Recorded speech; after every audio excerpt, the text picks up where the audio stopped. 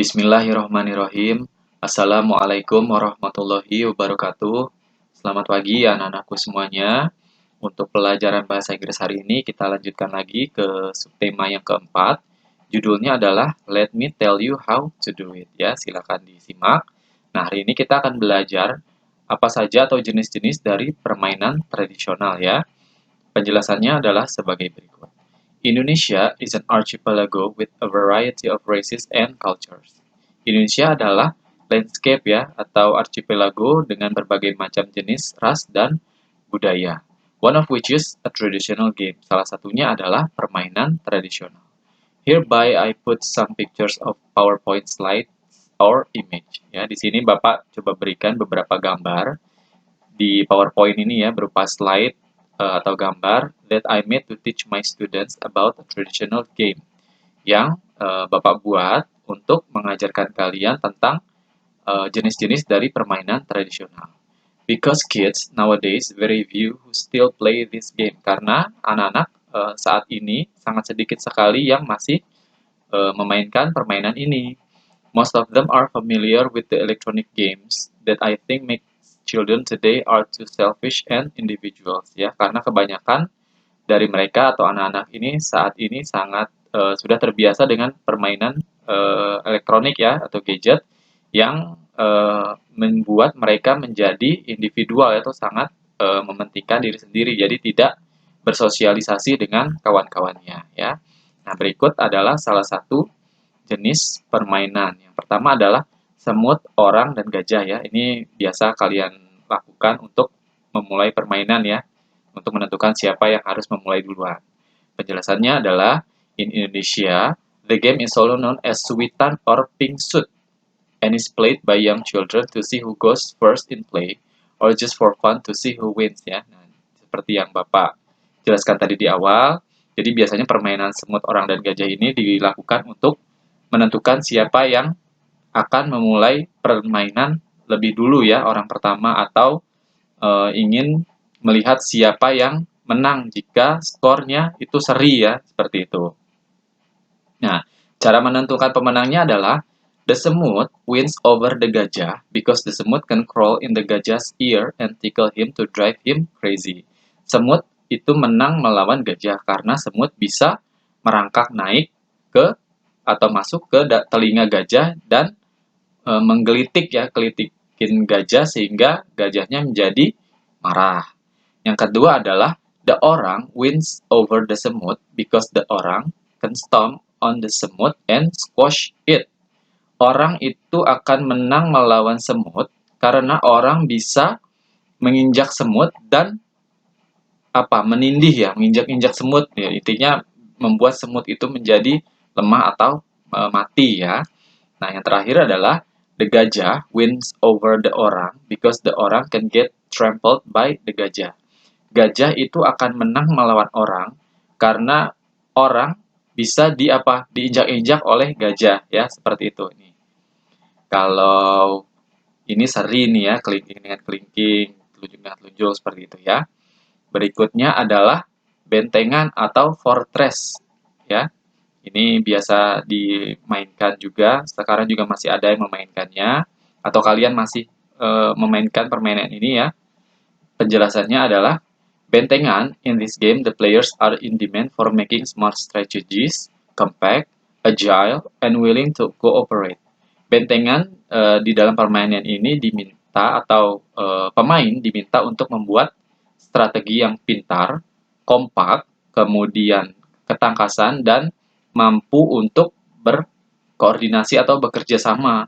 So, in addition to training sports, traditional games also trains mental and honing creativity. Jadi, di samping melatih atau berolahraga, permainan tradisional juga dilatih untuk mental kalian ya, atau melatih kreativitas kalian. Nah, cara bermainnya adalah, atau how to play, bentengan game is more fun if played by 6 or more children ya. Permainan benteng itu sangat menyenangkan jika dimainkan 6 atau 6 orang atau lebih ya, atau lebih dari 6 orang. The players were divided into two groups ya. Permainan atau pemain dibagi menjadi dua kelompok.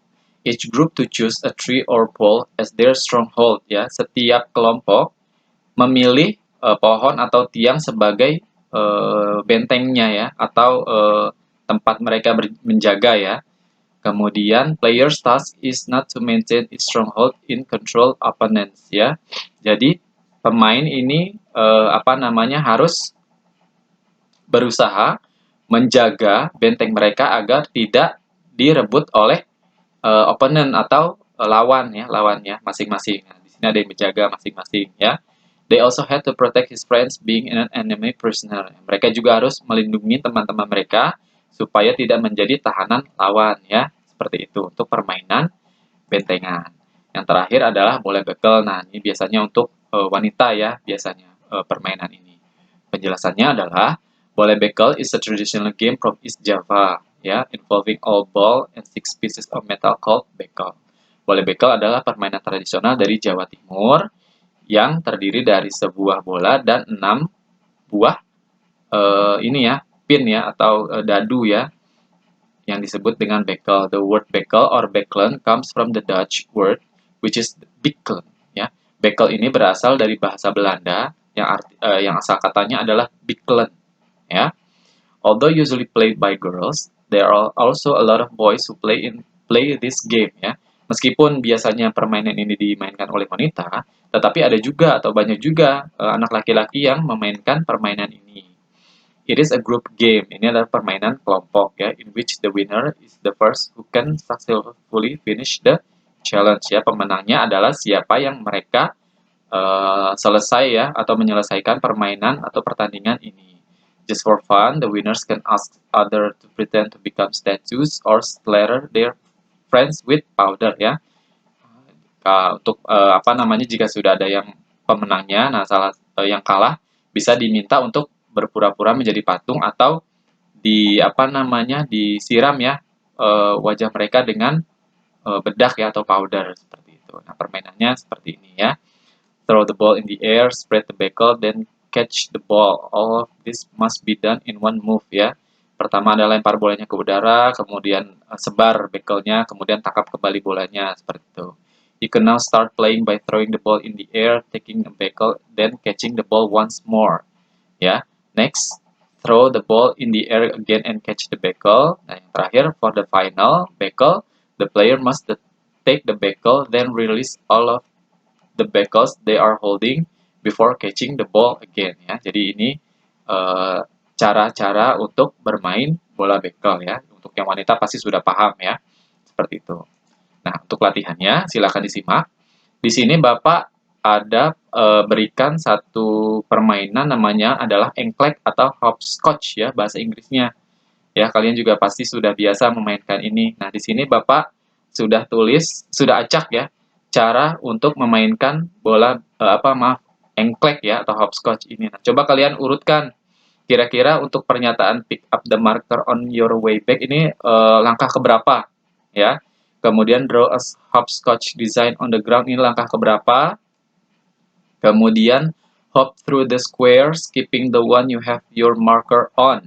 Ini langkah keberapa. Pass the marker on to the next person. Ini langkah keberapa. Dan yang terakhir adalah throw a flat stone or similar object, ya, to land on square one. Ini langkah keberapa. Jadi kalian jawab berarti nanti ada totalnya ada 5 jawaban, ya. Jawabannya kalian tulis di buku paket, ya. Di buku paket saja di halaman 27 yang part C. Ya, di situ ada kotak, ya. Di bawah gambar permainan bola bekel, kalian tulis langkah-langkahnya. Kalau sudah, langsung dikirim ke Bapak jawabannya. Hari ini juga Bapak tunggu. Bapak ucapkan selamat mengerjakan. Kalau ada yang belum jelas, langsung WA Bapak, ya. Bapak akhiri untuk pelajaran hari ini. Terima kasih. Assalamualaikum warahmatullahi wabarakatuh.